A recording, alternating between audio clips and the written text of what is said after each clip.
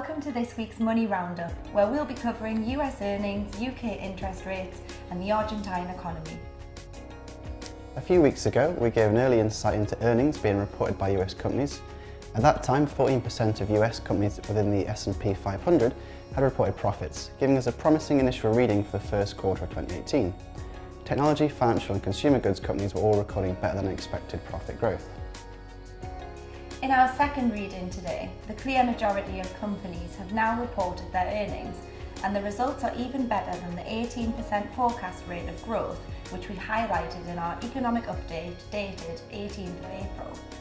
With 91% of the S&P 500 index now reporting, earnings growth is at 24%. This tops the earlier forecast by a significant margin. In addition, 3/4 of companies surpassed their earnings and sales forecast guidance. Although sales are up a modest 8%, earnings are eye-wateringly good. The significance of the earnings season is a barometer of corporate well-being. Sales trends, though, are a better indicator.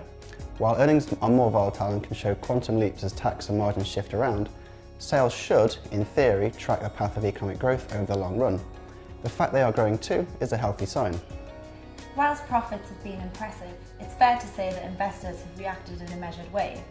High hopes for earnings growth has increased, especially as the earnings season unfolded, and with continued good outcomes becoming the norm, the opportunity to surprise on the upside diminished. There appears to be a growing consensus that maintaining growth at such favourable levels is unsustainable.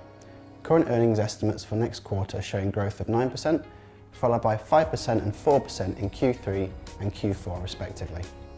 This is not unreasonable, as profit margins may be getting close to peak levels, and tax cuts tend to produce a boost that fades over time.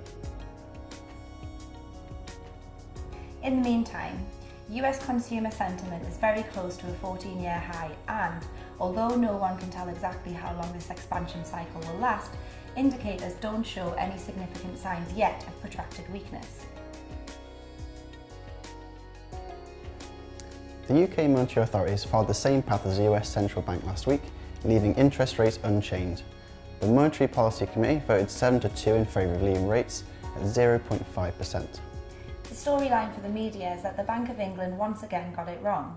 Many in the media are raging against being steered to expect a rate rise, which didn't happen.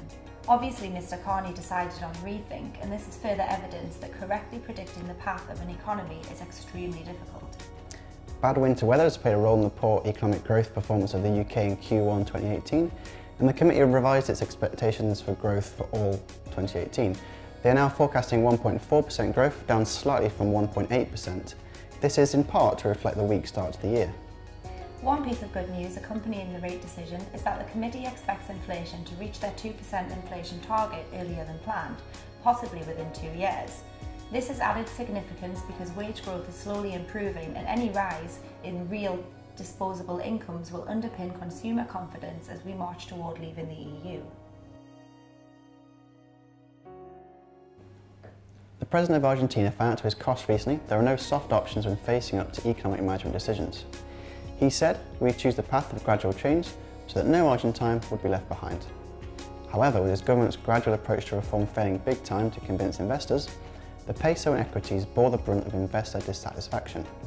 The currency suffered an 11.2% devaluation against the dollar, and equities slumped 21.3% over the month.